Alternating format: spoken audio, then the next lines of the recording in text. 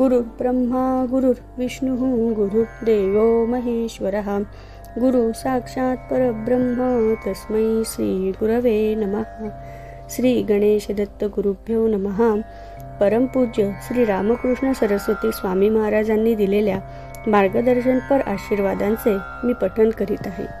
अनुभूती. गुरुमुखातून आलेल्या प्रत्येक गोष्टीवर तुम्ही विश्वास ठेवा. ज्यावेळी विशेष गुरुदर्शनाचा ठेवा आपल्या जीवनात आपल्याला लाभतो त्यावेळी आपण स्थिर होऊन ते सर्व पाहायचं असतं. आपलं जीवन ज्या वेळेला आपण आपल्या गुरुचरणांजवळ स्थिर करतो तेव्हा त्यांच्या कृपेने, त्यांच्या आशीर्वादाने आपल्या जीवनामध्ये कसे स्थित्यंतर होते, कसा कसा अनुभव येतो ते पाहत राहावं व अनुभवावं. आपल्याला एकदा अनुभूती आली की कायम ती आलीच पाहिजे असे नाही, पण आपला भाव जर स्थिर होत गेला तर प्रचिती येणे अवघड नाही. ईश्वराचं अस्तित्व मान्य करा, ईश्वराची सेवा करा. त्याचे अस्तित्व असल्याशिवाय कोणत्याही माणसाला भावना येणार नाहीत. अध्यात्म मार्गातील आनंद हा अनुभवावाच लागतो. सामान्य लोकांना तो आनंद संत श्रेष्ठ मिळवून देऊ शकतात.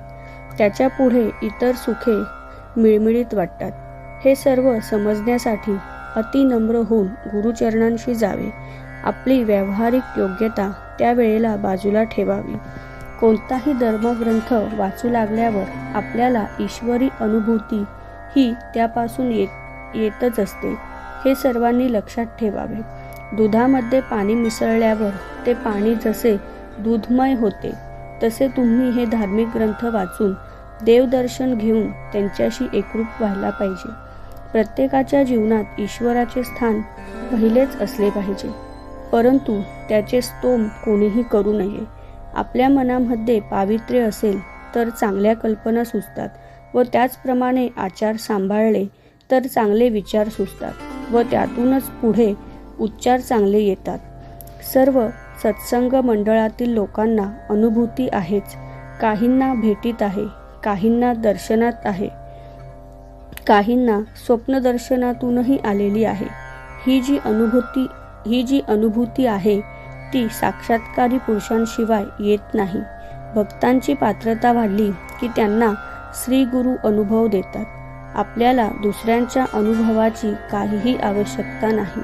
आपण आपलाच अनुभव सतत मनाशी घोळवत ठेवला तर आपल्या असं लक्षात येईल की आपल्याला जो अनुभव येतो तो गुरूंच्या कृपेमुळेच येतो. दैनंदिन साधनेतील आजच्या या भागाचे पठण श्री गुरुदेवांच्या चरणी सादर अर्पण. ही सेवा श्री गुरुदेवांच्या चरणी सादर अर्पण. श्री गुरुदेव दत्त.